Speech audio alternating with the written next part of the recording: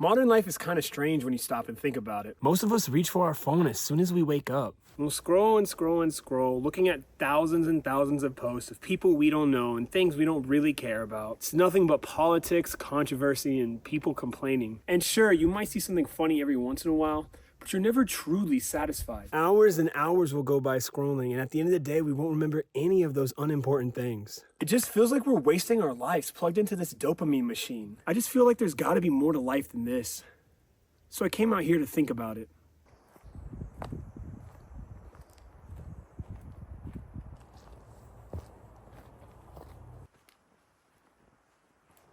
At this point, pretty much all of us know that we spend way too much time on our phones. The iPhone has this neat little feature that shows how much screen time you spend a day, and I was shocked when I saw mine was almost 8 hours some days. This isn't necessarily because people are weak. This is because the apps on our phones, social media, have literally been engineered to be addictive. I mean, these companies have spent thousands and thousands, millions and millions of dollars researching how to make these apps so addictive that we can't put the phone down. It's because they make more money the more that we spend time on their platforms. It's as simple as that. It's all about money. They don't care about your health, your well-being. All they care about is generating the max amount of profit for their shareholders. Why do you think short-form content has taken over now? Look at Instagram Reels, Facebook, or TikTok, and it's just nonstop barrage of flashing lights, people doing dances, high-pitched music, just anything that can keep you glued in and locked to your phone screen. And we're especially susceptible to this right now because we're all so overworked and tired that we just want to have a little bit of pleasure in our life, just that little tiny hit of dopamine to make us feel better because we're so burnt out from working 40, 50, 60 hours a week, 2 different jobs just to make ends meet and feel like we don't really have anything. And the situation compounds even worse right now because most of us can't afford to go out and do things like we used to. I numerically make more now than I ever have, yet I feel like my spending power has just decreased and decreased as inflation has gone up and up. Everything costs more. Going out to eat costs $100 now. I can't get cheap things at the grocery store. So it's only natural that we follow the path of least resistance and we reach for that handy little device in our pockets that connects us to the whole world. And we seek validation, pleasure, comfort, entertainment. But there's a really big problem in the way that this is delivered. And I want to explain to you just how dopamine works.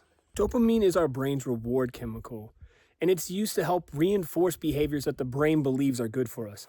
Keyword, believes are good for us. When you take the first bite of a delicious meal, your brain releases dopamine. It encourages you to eat food because eating food is necessary for your survival. And so your brain wants to reinforce that behavior so you're always eating food to make sure that you survive.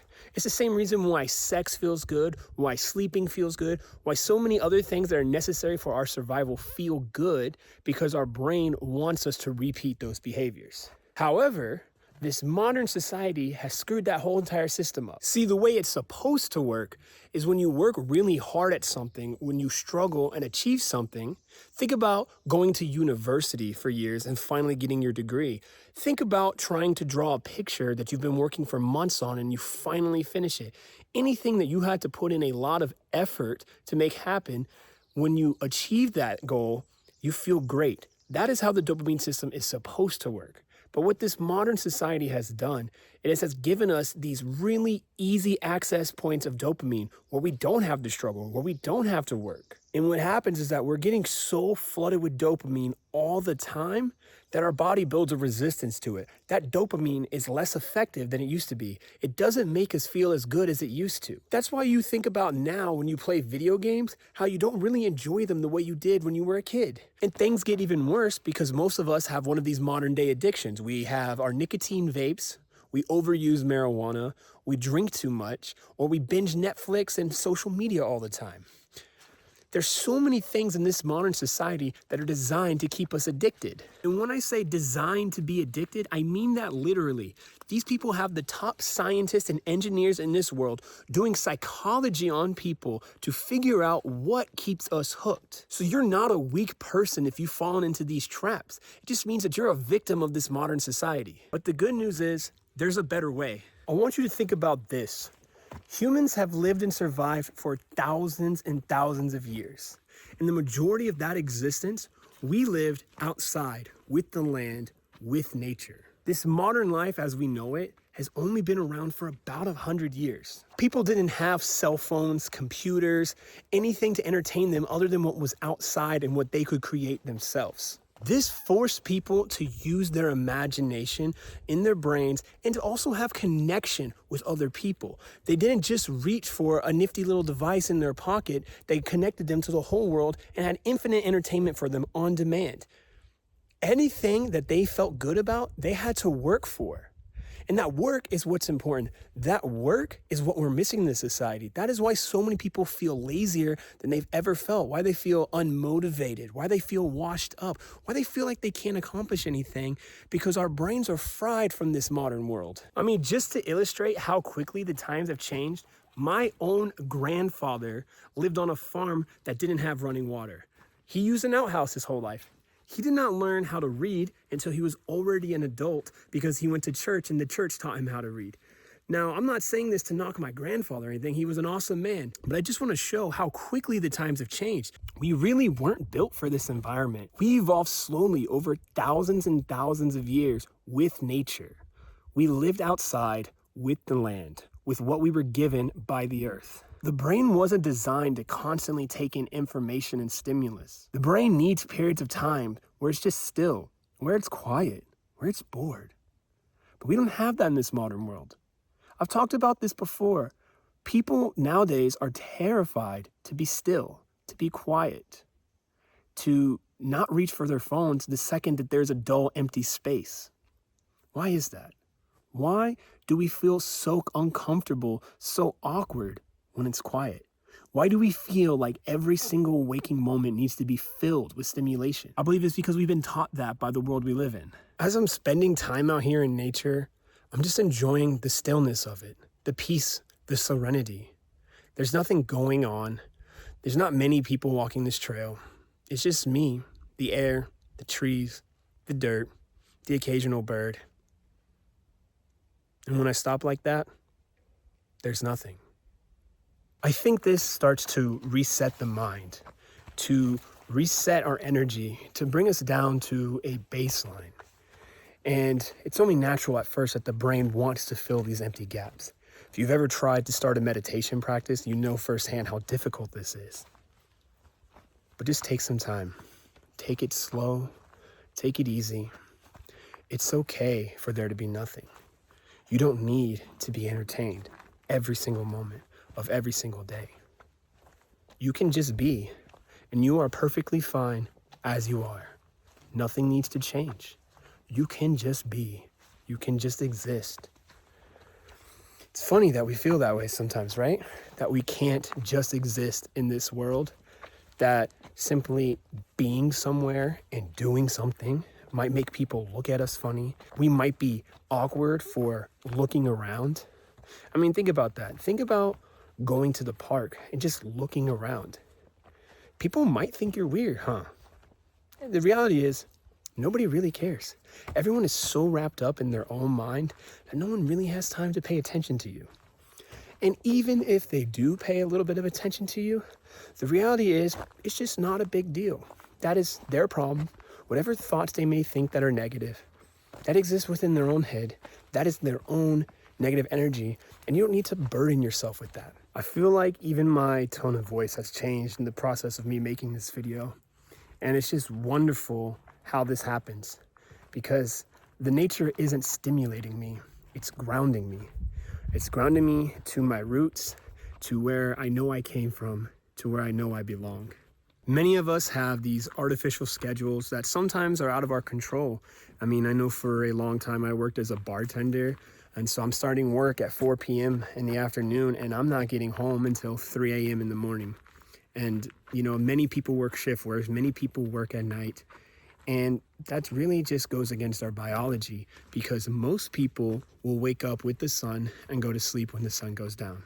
There is people who do not fit into this group that naturally are nighttime people or naturally early morning people. But for the sake of this video, the majority of people do best when they rise and fall with the sun. It's the way we were evolved. That is the way our biology wants us to be. You know, it's kind of ironic. We are more connected today than we've ever been in the course of human history, yet most of us feel more isolated than we ever have. We feel so alone, like we don't have any genuine friendships or real connections. I think it's hard to find a real connection when your attention is being pulled in every single direction, when everything around you is fragmented. How can you ground yourself? How can you focus on building something real when we're constantly fed distractions? Most people don't even feel like they belong anymore. They don't feel like they have a community where they fit in. The idea of community is just falling away from us. I mean, think about it. Do you know your neighbors? Do you know their first name? Do you know what their interests are? Do you know anything about them? Just the people who live next to you. Back in the old days, people relied on their neighbors because they had no other choice. We needed them for survival. I did this, you did this. It was a mutual exchange. And we also developed a real friendship along the way. But nowadays, we're so disconnected from everyone around us. Thousands and thousands and thousands of people walk by us all the time in these big cities. And we don't feel a connection to any of them. We feel so alone.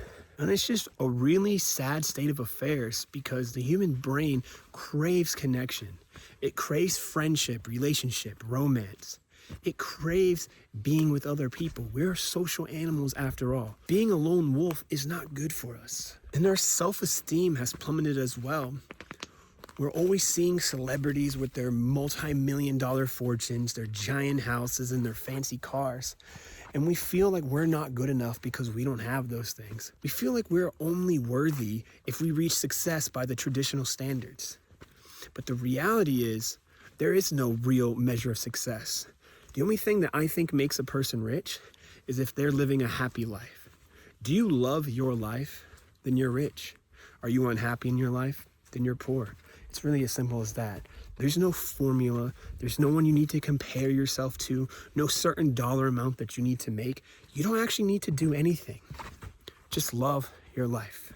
I think to really find peace, it requires some stillness. I think it requires you to slow down, to live a more slow-paced life. And it's sad because modern life discourages that. Because if you're a person who takes things slow at your own pace, you're seen as lazy. Everything in our society is about producing. Make as much money for the highest people in this society. But I don't think that's any existence at all. I don't think working myself to death for someone else is the way I want to live my life. Now, don't get me wrong. You will never escape work in this life. It is a requirement to live. Every single generation has had to work hard. And I'm not advocating that work is a bad thing, but I'm saying that working your ass off every single day to be fed crumbs by the absolute richest people in this world who have everything while you have nothing, that's no life for me. I want to have the power to choose how I do my work, when I do my work, and I want the value of my work to benefit me. So yeah, I have to work a traditional job. I'm very lucky that my boss is good to me, but at the end of the day, it all goes to him. And I'm okay with that right now because I have a plan. I have a goal set in mind, and I'm working towards something. I'm working towards reshaping my whole life. And I encourage you to find a path that allows you to have that freedom to slow down, to take it easy. You don't have to put in 50 hours a day doing work that doesn't stimulate you. I want to give you a few simple tips that you can do right now, right in this very moment, to improve your life. One of the most obvious things is just spend more time outside. Think about how much of your day that you spend indoors, and usually the only time you go outside is leaving your house to get into your car, to leave your car to go into your work. And you do that day in, day out, every single day. When's the last time you went outside to actually just be in nature and spend some time out here? And you know what? While you're at it, leave the phone at home. I know this might be a little bit ironic for me to say this because I am filming myself on my phone right now, but just put your phone on Do Not Disturb and go outside and just observe the world out there.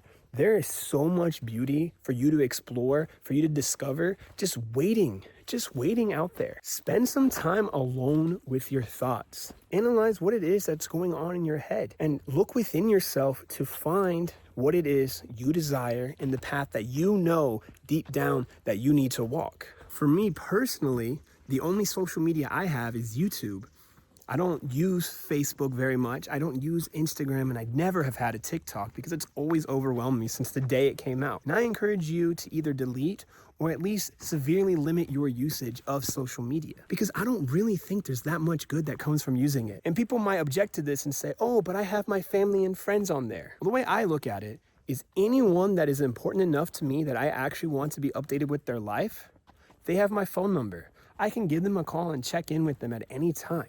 I don't need to have this app that's controlled by Mark Zuckerberg, one of the richest guys in the world, or whoever else, billionaire asshole that controls this stuff. I don't need to use their apps and sells my information to their advertisers. I don't need to use that. I can just call my family at any time that I want. Now, I want to say that I don't think everything in modern life is bad. The advancements that we've made in medicine have allowed us to live longer than we ever have before. Science is amazing in what is uncovered and what we've learned about our world around us. I don't even think that modern technology is bad. I just think that we are using these tools improperly, because that's exactly what they are. I don't think AI is bad. I don't think your smartphone is bad. These are actually amazing technologies that can be used to do so much good. But I think we over-rely on them when we're losing our ability to critically think for ourselves, and we're letting these tools control us instead of us controlling the tools. So I don't want anyone to watch this video and think that I despise modern society and I'm encouraging you to go live in a hut in the middle of the woods. I think it's all about finding that balance that works well for you. Because if you're too far into this modern world, or you're too far into the past, you're an extremist, and you need to find a place where you fit and where you belong. Your attention is one of the most valuable things that you have, so use it with intention. Put your attention where it matters the most, where you will gain the most benefit from it. Focus on the things that are most important to you. And for me, that's making these YouTube videos, creating music, building things with my hands. That is what is most fulfilling to me, and that's what I choose to focus so much of my attention for. And I use this smartphone right now for so much of that. So the tools are not a bad thing. It's all about how we use them. I don't think this world has lost its beauty. I think we're so distracted that we've stopped looking at it. And I also sometimes think that the most radical thing that you could possibly do right now is to do nothing.